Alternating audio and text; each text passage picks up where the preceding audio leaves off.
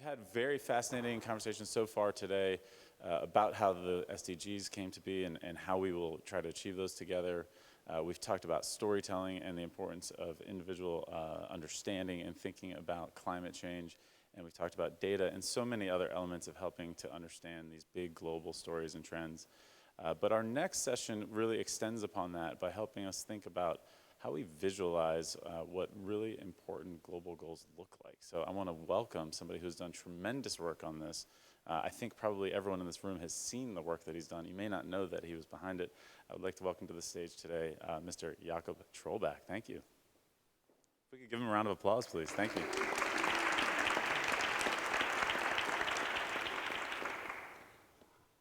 Thank you.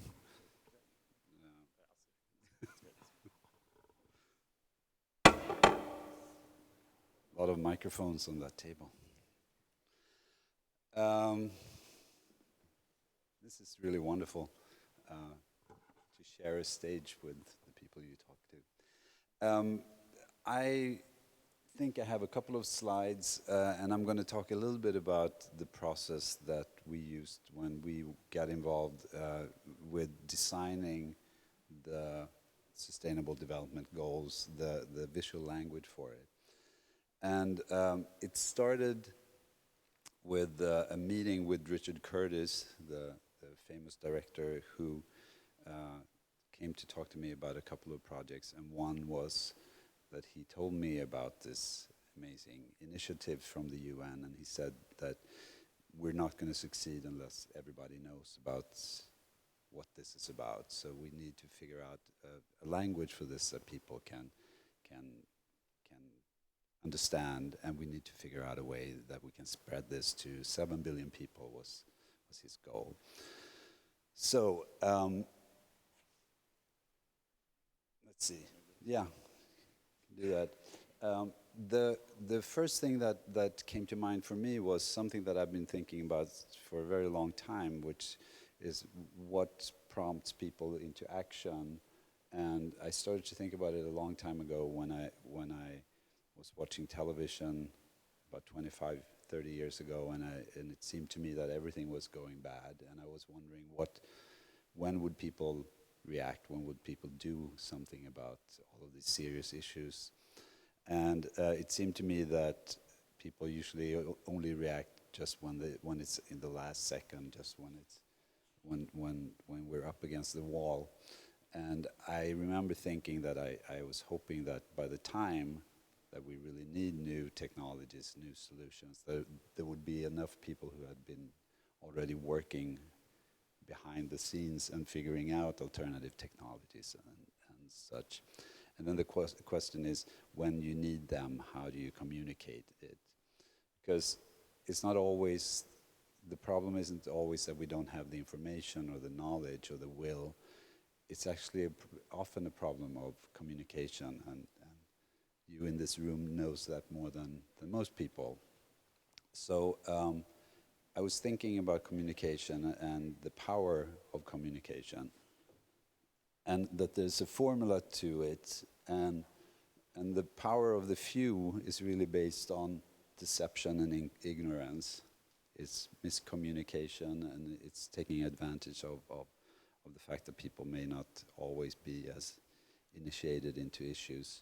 And then on the other hand, I think we missed one.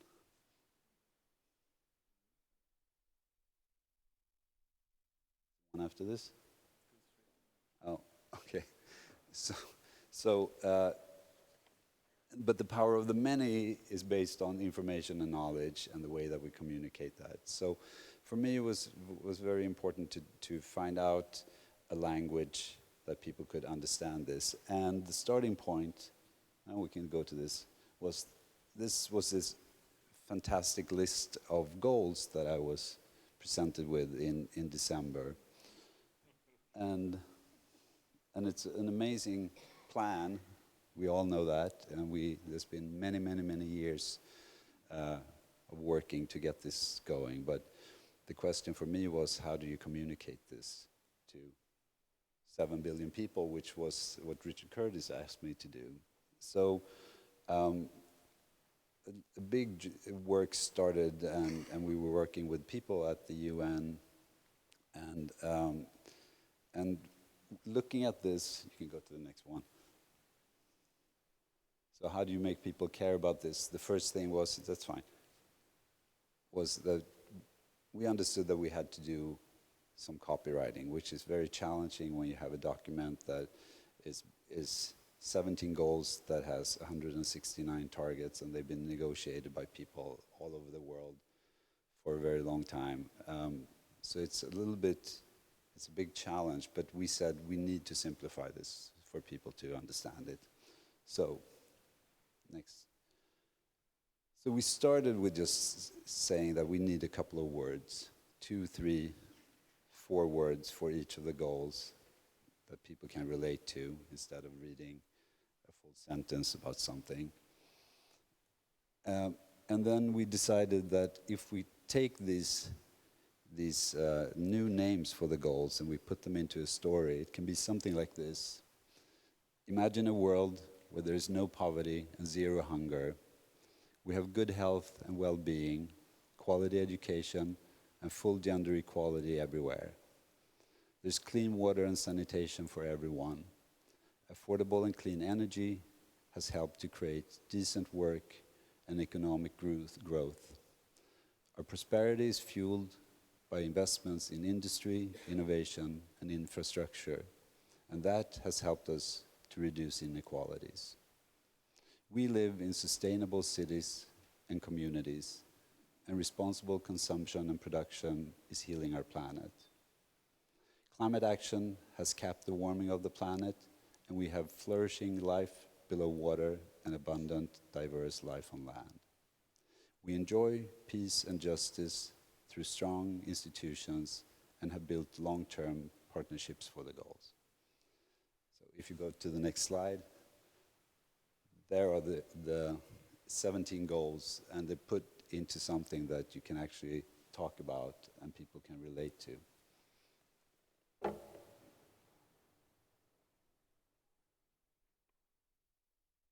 So we had names, and then we were thinking that the problem was that they were still called the SDGs, which is a very good name to talk about them internally, but it's not really a very sexy name to go out to the public with.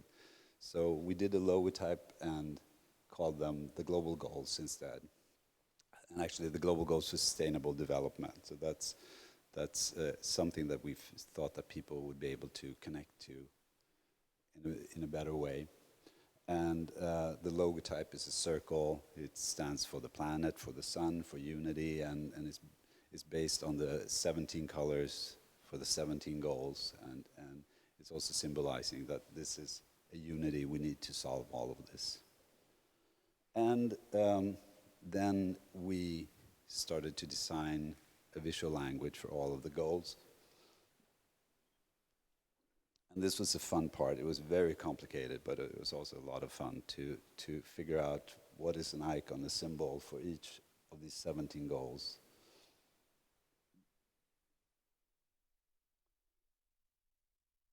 So I think that you have probably all seen these icons by now, and they've spread pretty well across the world. And it's a joy every day. You get to see them in new situations, on flags, on people are holding up cards, and the idea is that these are going to be sort of a mark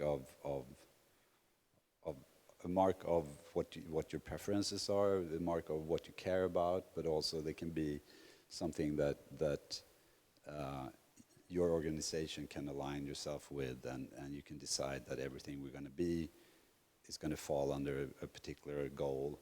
I'm working with some architects, and they're saying that everything they're doing from now on is going to be under goal 11.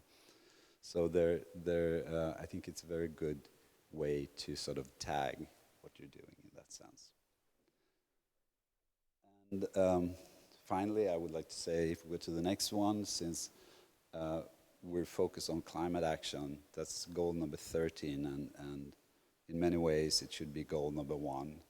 All of the other goals definitely needs to be solved with goal number 13 in mind, because if we don't solve this, in a few years, hopefully, if we figure this out, everything is going to be relevant. But if we don't solve the climate action, then we're going to be in trouble with all the other goals also.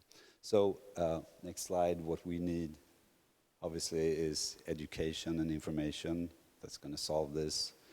And then, finally, maybe, I think gender equality is maybe one of the most important things to consider when you talk about climate action, because I think that it's pretty safe to say that men got us into this mess, and I think we need women to help us to get out of it.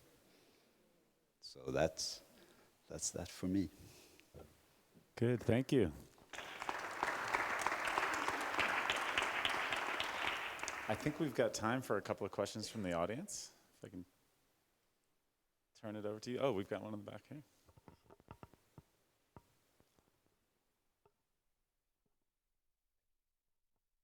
Hi there, my name's Lucky Tran. I'm a scientist at Columbia University and freelance science journalist. So I really like what you said about it's not about having the information, it's about communicating it well. And definitely in my job, big data is a big thing. We've been talking about it today. One of the problems that I see is that often the people who deal with data and all of this important information, they don't have the tools to communicate it well. Like, I'm writing a piece, I ask a scientist for a figure, they send me something they did for nature, it's technical, people don't understand it. So how do we give them, the visual or other communicative tools to be able to communicate all of these really important problems and data we have in the world at the moment?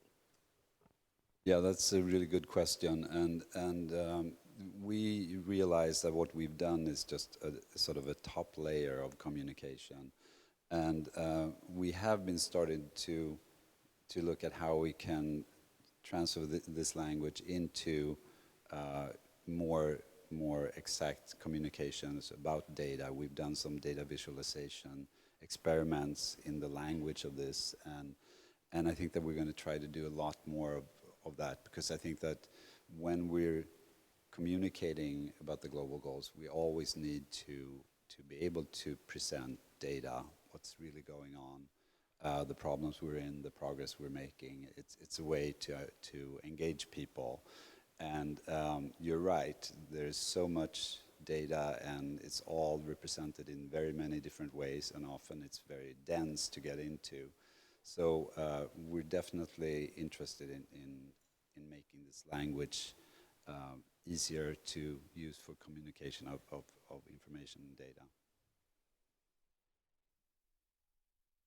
That same line of thought, I'm wondering, with the sort of 169 or whatever it is sort of goals, how much you've thought about that, and kind of some of the challenge of sort of starting to visualize some of that, and then also some of the thinking that you've done and how you'd apply the need for some of these, this visual thinking and the accessibility around what's happening right now in Paris, and the sort of need for accountability and follow-up, and sort of getting people to pay attention afterwards. And great stuff. This was a wonderful presentation. Yeah, the 169 targets, we've been, each of these goals have about 10 targets under them, and we've been thinking about to what extent that obviously when you simplify the top layer, there are certain things that you have to leave behind, and it has caused some issues with some of the goals, and one that I like to mention is, for example, no poverty, which became zero poverty because of the no hunger, which became the zero hunger goal because of the Zero Hunger Initiative. In that goal is also good nutrition, so people who work for good nutrition, they may not necessarily think that zero hunger is what represents what they're doing best. So we're working with some of trying to figure that out also, how you can sort of dive down without making it more complex in a way. And it's always this, with all communication, you try to make it as straight and simple as possible, but obviously you need to be prepared to communicate that many of these issues are extremely complex also. So the 169 targets, that's definitely something that we're thinking about. And then when it comes to, I mean, I don't know what to say when it comes to the attacks in Paris. I mean,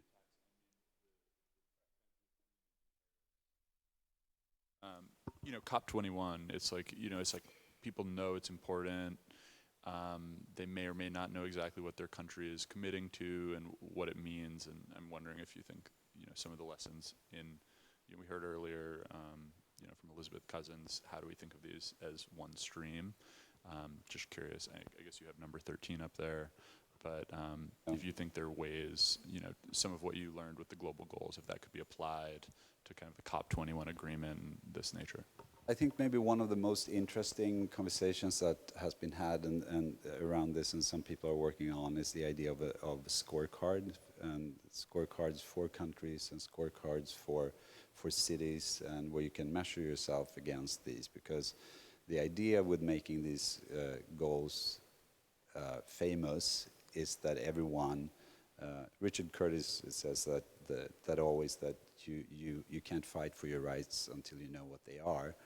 And so if we can get these goals into the awareness, and then you can have a scorecard that people can see, how is my city doing compared to other cities, how's my country doing compared to other countries, and then we can really try to get the audience or get the population behind pushing the countries to do the best for this. Jakob, I think we've got one final question from the back of the room, and if you could tell us who you are. Thank you. Hi, Stephen Keppel from Univision. I'd love to hear more about the creative and brainstorming process for some of the icons, and maybe as well, what were the challenges of creating icons for each of these that, you know, these are global goals, right? So how, you know, the challenge of creating icons that can be recognized across culture. Yeah, that could be, we could have several hours of conversation about that, because it's interesting, it's been complicated and very rewarding.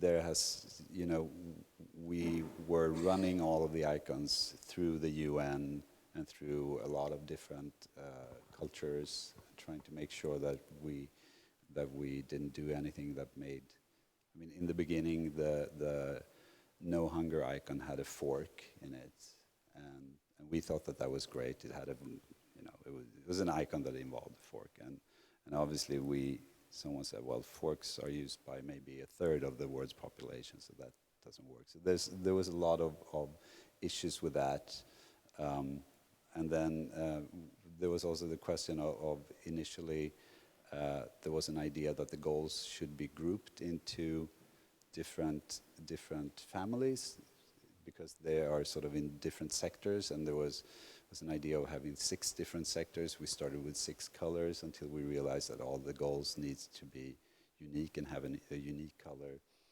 I just want to say on that, and that may not be in response to your question, but there was a lot of worries and concern that there were so many goals. And because we went from 8 goals from the MDGs to 17 goals here, and people were nervous about that. While I always thought that was a strength of it, because that means that there's something for everybody one to relate to, and so that means that you can have Sylvia Earle and Jane Goodall on the stage, and they have a goal each, which is pretty awesome. And so for me, it was a strength with the whole thing to try to make all of the icons, all of the colors very individual, so that people would kind of feel affection for different goals, same way that I love those 3 goals. So that was one of the things, to make them all unique, but within some kind of a visual language. Well, Jakob, thank you so much. If you could join me in a round of applause for him, please. Thank you.